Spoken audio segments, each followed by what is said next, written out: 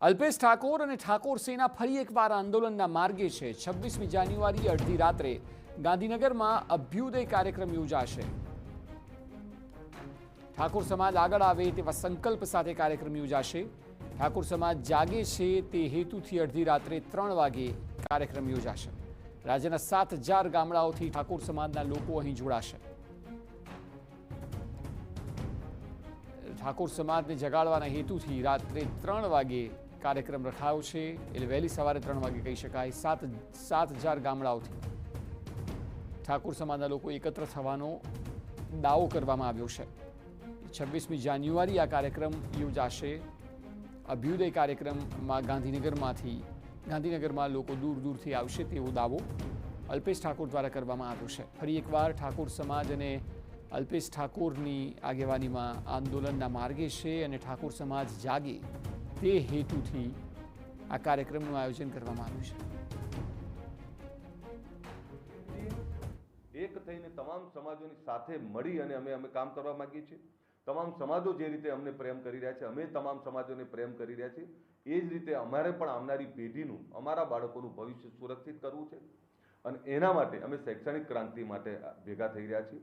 હવે આ સમાજ બદીઓની કુરિવાજોમાં સપડાયેલો નથી, અમે એમાંથી બહાર નીકળવા માંગીએ છીએ। એનો દાખલો જોયો છે કે અમે દિયોદરમાં જે બંધારણ બનાવ્યું એ બંધારણ થકી સમાજમાં ક્રાંતિ આવી।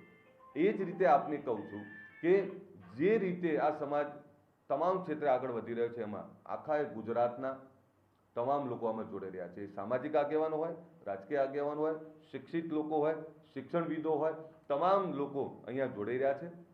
ઓલમોસ્ટ 7000થી વધારે ગામના અમારા સ્વયંસેવકો આવવાના છે।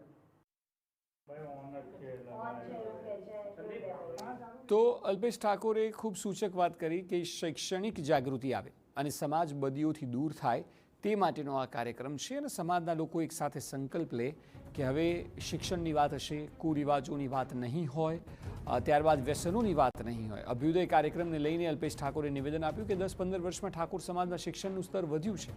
ઠાકોર સમાજ જાગે છે તે માટે મોડી રાત્રે કાર્યક્રમ કરાશે। ઠાકોર સમાજ કુરિવાજોથી મુક્ત થાય તે માટે પ્રયાસ કરાશે। ભણતર વધે તે માટે સરકાર પણ આગળ આવી છે। સરકારે અડાલજમાં અડધા ભાવે જમીન આપી છે, જેમાં સરસ્વતી ધામ સંકુલનું નિર્માણ કરવામાં આવશે। સરસ્વતી સંકુલમાં 2000 વિદ્યાર્થીઓ અભ્યાસ કરી શકશે।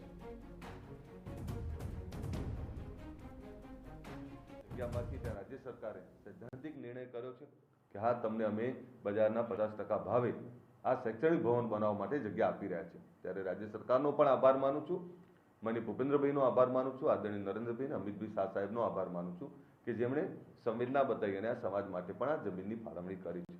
સાથે આપને કહું કે આ સંસ્થા જ્યાં બની રહી છે ત્યાંથી સરદારધામ 1 થી 1.5 કિલોમીટરમાં છે। અમે ઈચ્છીએ છીએ કે જે સમાજો વિકસિત બન્યા છે એ પણ અમને માર્ગદર્શન આપે।